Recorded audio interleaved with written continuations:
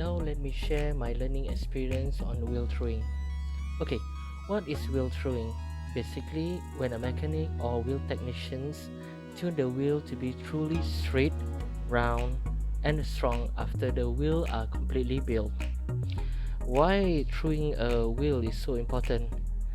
It is to prevent several things from happening. First, to prevent mishap and or accident. An MTB rider like me always go through jumps and rough terrain. A weak wheel will collapse due to this kind of riding conditions.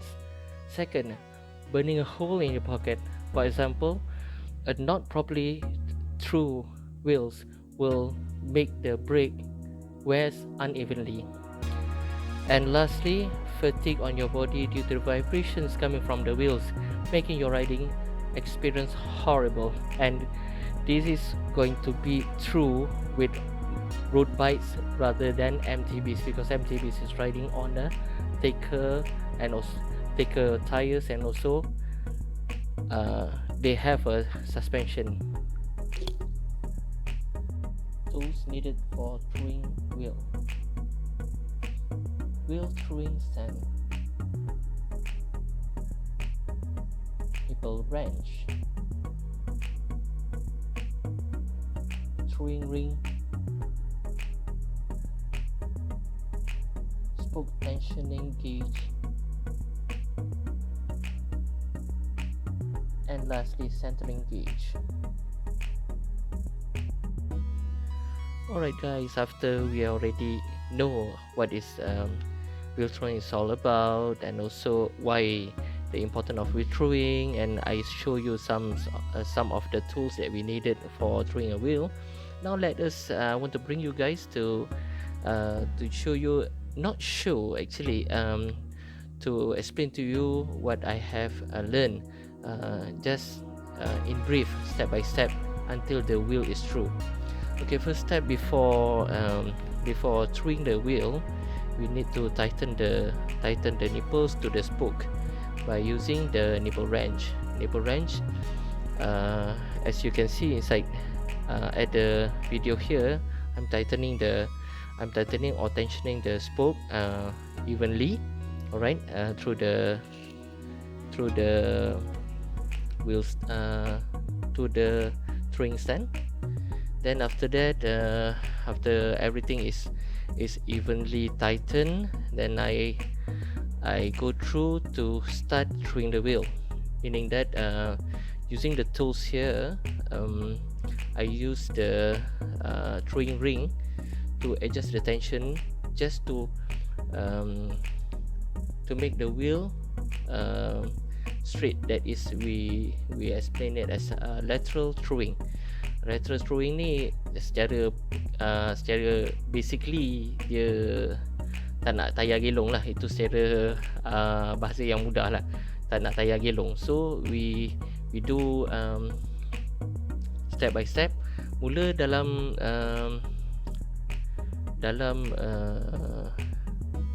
membuat atau tunekan bike ni, kita kena ingat rule of 1 full turn, okay, lepas tu half a turn, and then 90 degrees, and then 45 degrees. Ini semua adalah rules yang kita ikut, sama ada kita tightening ataupun kita longgarkan. Itu apa yang saya belajar. Kita boleh ingat macam tensioning a spoke atau tensioning macam kita nak adjust derailleur, kita akan pusing tengok tegang ke tak tegang kan. Bukan sebab tu, dia ada rule dia. Itu yang best lah. So kita kembali pada yang tadi, saya dah buat lateral throwing sampai saya dapat zero dekat throwing arm tu, yang saya kena ketatkan tu, sampai dia tak bersentuh dan dia ada gap between each of the side is about 1.0 mm. Masa tu rasa seronok jugalah. Sungguh pun dah 2 jam kan, 2 jam duk throwing, buat lateral throwing kan. Yalah, kita it's not easy actually. I tell you, it's not easy, but I managed to do it, thanks to my instructor Jerome. Dia dengan sabarnya tunjuk ajar saya. Dan after that dah lepas buat lateral throwing, kita buat pula radial throwing. Radial throwing ni supaya tayar dia orang kata tak adalah macam dia betul-betul perfectly round, perfectly round. So when perfectly round tu kita nak dapat sama juga, kita adjust quarter turn, kita full turn, quarter turn kan. Tapi yang ni dah fine tune. Kita dah fine tune, so kita banyakkan quarter turn ataupun 45 degrees kan. Kita nak supaya wheel tu jadi betul-betul bulat kan. Ini secara apa yang saya pengalaman saya. Tapi ini pun makan masa juga. Makan masa saya ambil dalam 1.5 jam barulah dia betul-betul quite round lah. So tolerance dia dalam 0.5 lah macam tu. Dapat jugalah. Boleh dikatakan pengalaman ni memang sangat menarik. Cuma sekarang ni mula ingat nak beli throwing stand and all the tools yang I have used in the classroom. Cuma sekarang ni tak dapat nak beli because stock tak ada. So I nak practice tu agak sukar sikit. But this wheel throwing ni you really need to have the touch. You dapat rasa the touch, and also through sight, and also experience kan. Barulah tu sebab through apa yang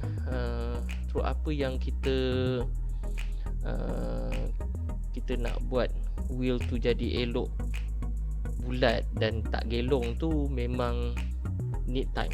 Memang perlu masa dan juga pengalaman lah. Itu sikit sebanyak lah. Saya pun tak boleh nak cerita detail sangat sebab video pun, minta maaf, video pun saya dapat sikit-sikit je ambil sebab saya have to concentrate on my class. Ini pun thanks to Jerome, dia my lecturer ni dia besar hatilah, dia bagi untuk saya tangkap gambar, ambil video dan kita akan proceed to apa seterusnya saya belajar di dalam second session ni. Next, after the wheel is properly through, okay, let's put on the tires. Tools that we need to put on the tires are tire lever, tubular gluing tape. This is just for tubular tires. But before installing the tires, we need to install the rim sealing tape. Like when I use here, you can see it. Like when I do my training session, I am using the tubeless rim, tubeless tire rim. Alright, so I need to put the tape at the rim. And also there is two type of size for the rim tape.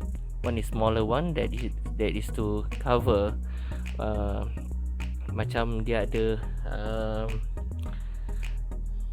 lekuk dekat antara spoke tu, as you can see here kan. Ni kalau tubeless dia memang pakai tape lah, tapi clincher pun memang pakai tape. Okay, so saya dah buat yang first layer tu yang smaller size. Now with the wider tape, I need to cover and make sure that my tape is properly stick to the rim, to ensure that there is no gap, that the air pressure inside the tubeless tires will push in and will cause a leak.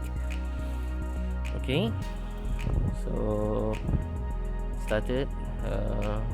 It looks simple, it looks easy, but actually, like we saw in the YouTube channel, all the professional mechanics, when they do that, we enjoy it. Yeah. But the truth is, that's why they are professional. When I have my first experience of installing the tape, memang susah lah. Susah kerana kita sebenarnya, saya pun ada buat kesilapan sikit. Saya terlalu tarik the tape tu is too taut, jadi there is a gap, but I manage. When you can see, after I install it, I push it down to make like this. I push it down to make it is properly sealed and settled on the surface of the rim.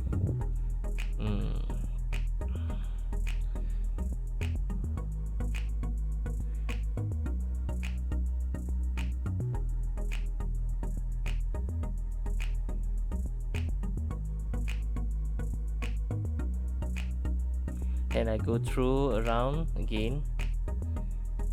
Yeah, you can see, because I knew that the tape, the second layer is not properly set. So I noticed that, and I tried to correct it, and by pushing, get out all the bubbles between the rim surface and also the tape, to ensure that I have a perfectly sealed.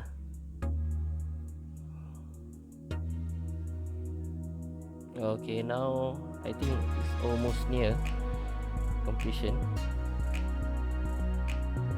Yeah. Alright, it's done. Okay. And I let Jerome to check my hasil kerja.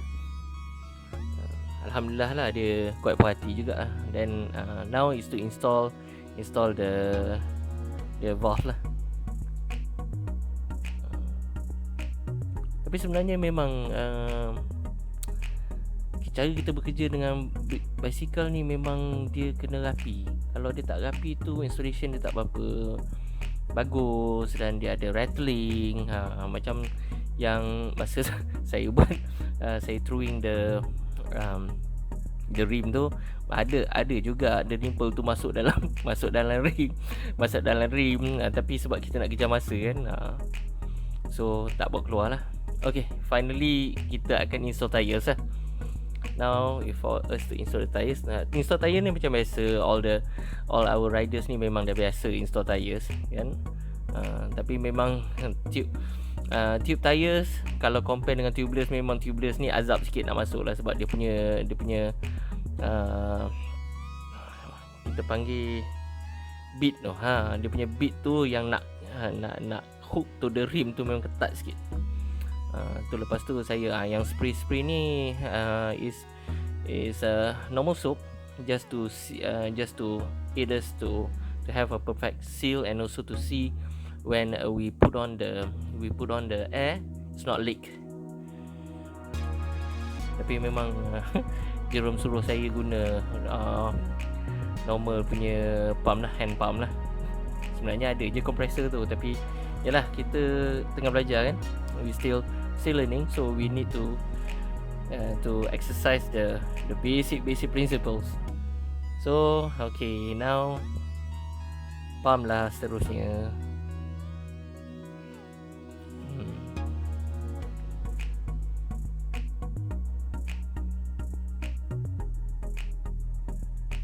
Okay, pump sampai kita dah dapat the right, because dekat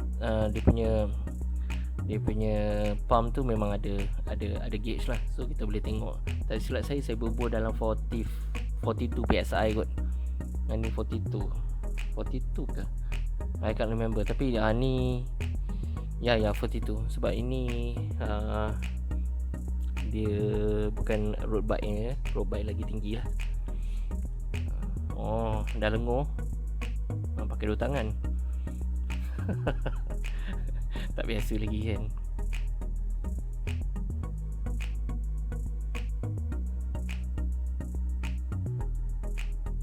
Okay, it's about done lah. It's about done. So okay, done with the wheels. Okay, alright, see you guys in part 3. Thank you.